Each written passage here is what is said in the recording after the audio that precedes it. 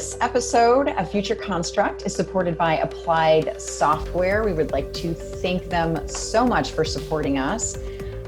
Applied Software is really on a mission to transform industries. They empower their clients and champion innovation with real-world expert consultants.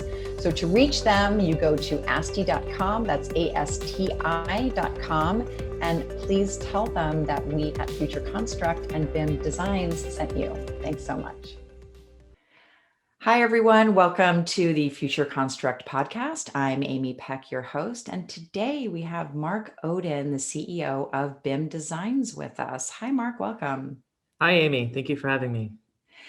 So we have talked a number of times about some of the great things you do at your company, but I'd love to start a little bit with your background and actually how you came to BIM Designs, because it's a great story.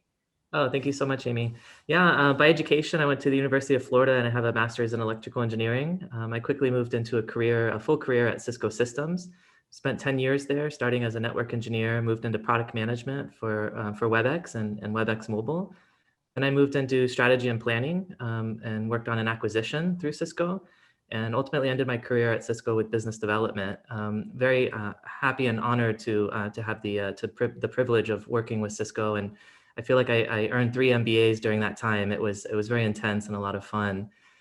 From there, I took some time off and I took a sabbatical in South America, and I actually learned Spanish, gave up all my responsibilities, visited a few countries down there, and really explored who I was, and found that deep in my core, I'm actually a businessman.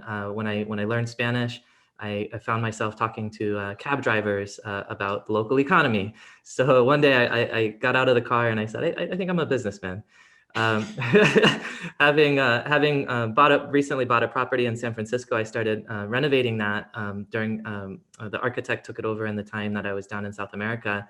And when I came back, there was a lot to deal with the city in terms of permitting and approvals and modifications to the architect's drawings. And so I eventually became the de facto general contractor for that property, ultimately learning how to work with the trades, electrical, plumbing, sheet metal, and finding that I had so much to learn in that space, and potentially something to offer to the construction space. Ultimately ended up acquiring BIM Designs and growing it in 3 years from 3 employees to 62. So it's been an amazing ride that I've learned so much from. And I love that story, because I think that some of the best companies evolve out of that, that personal challenge where you have the challenge yourself and you see a need, and then you see an opportunity to actually kind of elevate the way things are done. And I think you've done a great job with that at BIM Designs. Yeah, so, and I've been fortunate enough to interface with a number of people at your company, including Luke and Jamil, who are amazing. But you have this real sort of family atmosphere that, as you've built this company, and, now you're a substantial company. Can you talk a little bit about, how you did that, and where your teams kind of come from? Because I know that you're sort of a fully remote company, and you always have been. Thank you so much, Amy. Appreciate you asking. Yeah, absolutely. We've grown the company, as I mentioned, from 3 to 62. And in that time, we've really focused on relationships and culture within the company, and also with our clients. In that time, we are a union-based detailing firm. So at the core, we are a detailing service provider that provides mechanical, electrical, and plumbing, pipe fitting, and fire protection detailing. And we hire union-trained journeymen. These trained journeymen go through 5 years of training before they can call themselves journeymen, and they learn every aspect of construction for their specific trade. So they become experts in the field. And then they learn detailing. They learn how to use the software like AutoCAD and Revit. And then we go above and beyond in our company and continue that training. We have subject matter experts that work across the entire company. We have quality experts, we have Revit experts and AutoCAD experts, database experts that really help make sure that each project goes as smooth as possible. Each of our project managers are technical project managers. But most importantly to us, again, is the relationships and the culture. We have a culture committee within the company. We've had an end of year party last year that was completely virtual, but a huge turnout, a great event. We had a gift exchange, we had live music, we did charades. So we really focus on how do we honor and respect each of our individual employees, and how do we focus on continuous education. So collectively, I'm very proud of the organization. I'm very proud of each individual that works with us, and and I'm so grateful for their dedication to the team and to our vision. I love that. And, as someone, so we've built and remodeled, 3 different houses. And as someone who has seen the difference between, union contractors and some of the non-union contractors, and it's not that they're not good, it's just that, we've also seen a lot of companies from overseas kind of come in, and we've accidentally hired a couple of those, and they seem like they're local, but they're really not. And that can really cause a whole host of issues. So I think it's really important that you are so focused on the education of all your contractors. Yeah, thank you for mentioning that, Amy. The union really goes a long way in bringing dedicated, trained professionals that truly love what they do. And they have dedicated joint apprentice traineeship centers. Students go to class and they hands-on experience. So there's a tremendous value that the union brings, and collectively, I really respect so much of the union, the backbone that brings the union together. They also represent the workers and bring a quality of life to the workers that they may not otherwise have without a voice of their own. So in combination with the quality of life and the training, we really have a high quality focus and a high skill set focus and a happy group of employees. And it really allows us to produce just a level of quality that we really pride ourselves in. Yeah, and that is a challenge to do, when you have remote teams, to really kind of build that company culture. And so in, kind of looking at a lot of the work that you do, and you have some amazing clients, and I definitely want to get there. But there's sort of a breadth of services that you cover, and you've been really, you've scaled your services side in a way that I think also aligns with where technology is going, but you still make it accessible today. And that's a very, very hard line to walk. So if you can talk a little bit about that, and then, what people can expect today, but then how you're kind of future proofing your services. Thank you so much for the question, Amy. Yeah, absolutely. Where we are today is we actively use well-known products like AutoCAD, Revit, Revisto, BIMTrack, and MEP Evolve, and we're constantly looking at how do we bring automation into the equation. So how do we elevate our detailers to the next level of design build and client feedback and client relations, and how do we work with our clients to build that next generation design and that next generation product. In the future, we really see artificial intelligence and machine learning coming in to help with scheduling, for example. Scheduling today is a very manual task done by the project manager at either the subcontractor level or the general contractor level. Potentially the artificial intelligence can start to see, hey, what is the progress that's done with pre-construction, and what's the progress or the delays that is with construction? How do we merge the two in a way that doesn't overall impact the actual cost or development of the construction? For example, today, if the pre-construction process is maybe taking too long for whatever reason, because many things come up during the pre-construction phase, the concrete pour date is often a flag in the ground that says we're not going to move this, we're going to pour concrete. And so what could happen is the pre-construction process can either be squeezed, which ends up costing a lot more and could lead to mistakes, or pre-construction process bleeds into post-construction, which will lead to a reduction of the value of the pre-construction process, because what you're trying to do is bring a lot of the potential change orders, a lot of the requests for information, a lot of the challenges, the conflicts, the clashes, anything that could happen on the job site. You're trying to bring that into the virtual space in pre-construction. And so if you allow the schedule to slip to post-construction, you're going to start to lose that value. So there's a whole way of future-proofing, to your point, of bringing technology into the schedule, and how to protect and build a boundary around the pre-construction process while still protecting the construction process. I know your passion is augmented reality and virtual reality. We actively use virtual reality headsets in our company, and we see a huge future for that. We've heard use cases. For example, if I have a doctor who's about to work in a hospital, that's going to be built over the next 3 years, but he's sitting with the virtual reality headset thinking about, how am I going to perform surgery? How am I going to move this patient from the operating room back to his resting bed?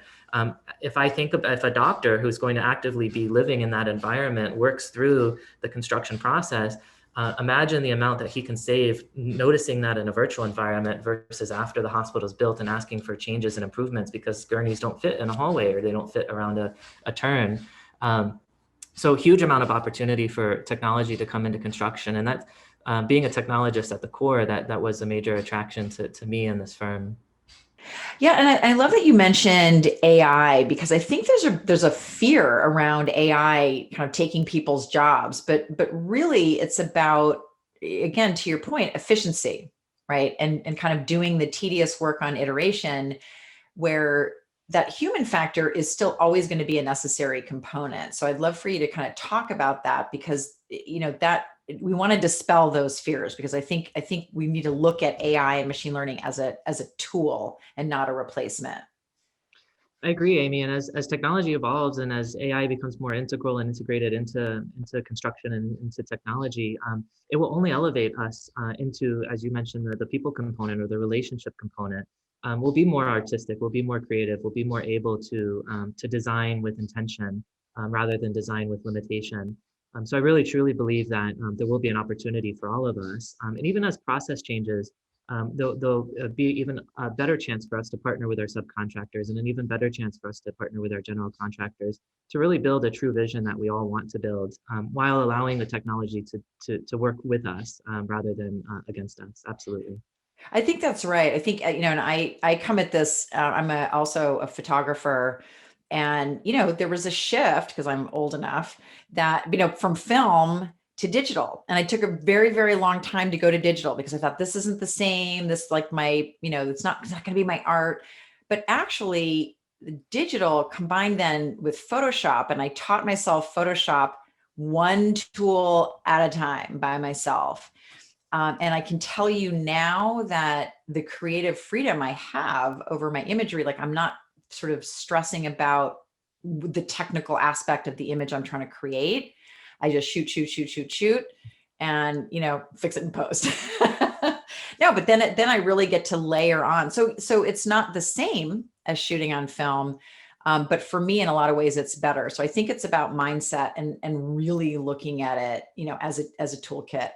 And let's talk a little bit too, kind of expand on, really how you're that sort of centralized concept and how that's going to add value to contractors and general contractors moving forward.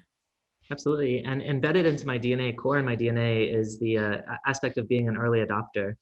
So I truly believe in bringing technology as early as possible into our processes. And we're doing that every single day today, and we plan on doing that in the future. And I also believe in early adopting processes and seeing trends and changes in the industry and working very closely with our partners. And it will create a more harmonious and more homogeneous relationship with our subcontractors. We respect our subcontractors and honor them so much, and the opportunity to congeal and bring everybody together in a way that brings efficiency and an alleviated schedule will only allow the system to operate more effectively and allow everybody to work better together. And that's a theme for us for sure. Efficiency, efficiency, efficiency. And I think, technology does that for us. It does. And did I mention that I'm an engineer? So Exactly. Especially a network engineer, which right. is, like I think you understand process a lot better than most. So I love efficiency, and thank you for making that the central focusing. I think that there's this opportunity to have, BIM be this kind of living, breathing digital overlay so that, through not only through the sort of design and construction phase, but then, beyond as sort of the smart building overlay that allows any contractor to come in if there's, maintenance or there's a retrofit, they can put on a pair of AR glasses and they can see the entire schematic of whatever it is they need to look at. And see it relative to, essentially a living, breathing as-built, which I think is a great opportunity. And then the other thing we talk about a lot in AR, VR is sort of a centralized 3D asset library so that, multiple departments can access designs and models and leverage them for their particular line of business. But you kind of have that same, idea, I was going to say construct, no pun intended, In the way you do your services, and you're really looking to kind of centralize the standards around BIM designs, because that is, as far as I understand, that's one of the challenges for contractors, that their subs are getting, their designs from, a number of different sources. And so there's just not this kind of centralized standard. So how are you kind of combating that? Yeah, we've actually noticed the same, Amy. I'm glad that you're seeing that. You were speaking about our breadth of services earlier, and one of the services that we've expanded to recently is laser scanning. So we actually can go into those tenant improvement opportunities and scan to build those virtual as-built and then superimpose that into the model or into the virtual space. So we are looking at BIM Designs to create that end-to-end solution on how do we go from how do we own the entire pre-construction process, and how do we help our clients with that pre-construction process. In that, I have noticed, and our general contractors are noticing as well, that when you bifurcate the BIM process in the pre-construction phase, and you bifurcate that across many different subcontractors, it does create some schedule inefficiencies, and it creates a lot of management that has to happen. So multiple contracts, multiple meetings, multiple alignment conversations that must happen across all of these subcontractors. So general contractors, we're starting to see a trend, are moving to, hey, what if we helped provide a coordinated BIM model to the subcontractor by the time the subcontractor started working on this project? In that case, the general contractor could work with the union journeyman and the union design agencies to build this coordinated model, and sort of reduce a lot of the confusion that might arise when you're trying to coordinate between the electrical subcontractor, between the mechanical subcontractor, and the fire protection subcontractor. So there's a lot of opportunity for efficiency. All of the entire story, the general contractor, the subcontractor, the design agency, we all bring so much to the table, and I really respect the general contractor, because they have to find that right model and that right method for how do they go from beginning to end at the most efficient and the most productive way possible. Yeah, and the complexities just get, bigger and sort of tenfold based on the size of the project and moving parts and, multiple contractors. So I think that makes perfect sense. And it's certainly a theme that we've heard with some of the guests as well. It's like, how do we build these efficiencies in to just to streamline the process. So I think you've made great strides, but I think there's still, especially as technology starts to hit the market, I think there's the real opportunity for all of that to happen. But one of the challenges with future tech, and I think AI, you can kind of do at your level, but things like AR and VR are really, really reliant on the user, right? And their, reticence or not to put, a brick on their face or, even the wearables, the HoloLens and Magic Leap, those are both beautiful pieces of hardware, but they're kind of big. They're a little bit heavy. The next evolutions of both of those will be smaller. But how difficult is it to bring technology actually on site? And are you finding an acceptance for it, or does it sort of run the gamut? There's, like, my phone's fine, I'm just going to use my phone, or others are like, yeah, give me the latest and greatest. Like, where's that balance? Yeah, absolutely. We are seeing on the job site, there's a need for hardened technology. So it took a long time to shift to mobile and tablets away from hardened laptops, because I think they needed to trust that if that device fell, it wouldn't break, or it wouldn't break something else, or hurt somebody if it fell from a few stories. So there's a need for hardened technology. But I also see in the past year a massive trust that's being built for technology. And so we will start to see more and more technology in the job site. So I think there's a combination of making sure that it's safe, making sure that it's hardened, and making sure that it's providing the dedicated use case specifically to the construction industry. And I absolutely see that happening around us and with the partners that we work with. Yeah, I need that for my phone too. I think I drop my phone about 60 times a day, and yet it's still, well, it's working except for 5G. Now, we talked a little bit about 5G earlier on. One of our guests actually mentioned that one of the last things to go into a site is the connectivity and the network. And I know you have a deep network background, and that the irony is that you need it from day one. Are you seeing that change where they're like, okay, let's get some cell towers in here. Let's figure out a way to get connected. Or are people just, walking around this, empty, sort of mud bed saying, can you hear me now? Can you hear me now in a commercial? That's funny. Yeah, I do. I look forward to 5G becoming what the potential it has and being deployed fully. Absolutely. Um, I do know that in especially new construction spots, you might not have good coverage, and yet you have the job site and the trailers, and you have the detailers, for example, working, and they need full connectivity, and they need a very good connection.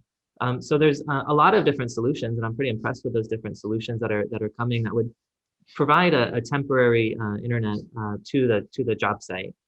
But I do agree with you. It's one of those fundamental wants, if you will. It's maybe not a need yet, but it's definitely a fundamental want to bring that as early as possible into the construction phase. And the sooner you bring the connectivity is the sooner that you can bring technology end to end.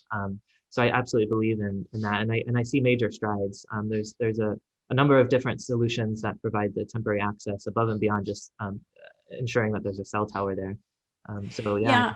Yeah, that makes total sense. I mean, and then, so as far as your clients, because you have a pretty broad, you work with a number of different types of clients, and I don't know how much you're allowed to actually share about specific projects, but it would be great if you have some examples of companies that you feel are really kind of leading the charge, leveraging technology and sort of, blazing that trail into this next evolution of how you design and build. Absolutely, and I must say that we're built off of giants. We wouldn't be where we are today if it wasn't for our clients and our partners. Some examples of that are Will McManus and Doug Smith out of Dynamic Systems. We partnered with them to grow the team, and they've really been a great partner with us since then. We've also partnered with McDonald Miller Facility Solutions in Seattle. We've Dan Holland and Brian Kite and Mark Krudel have worked very closely with us to integrate technology. They have a dedicated VR lab, so they're very forward thinking in that sense. We've worked, Air Systems is our largest client. Art Williams there is the president, is a great partner of ours. So we're just very, very fortunate to be built off of giants, and we really enjoy working with them, learning from them.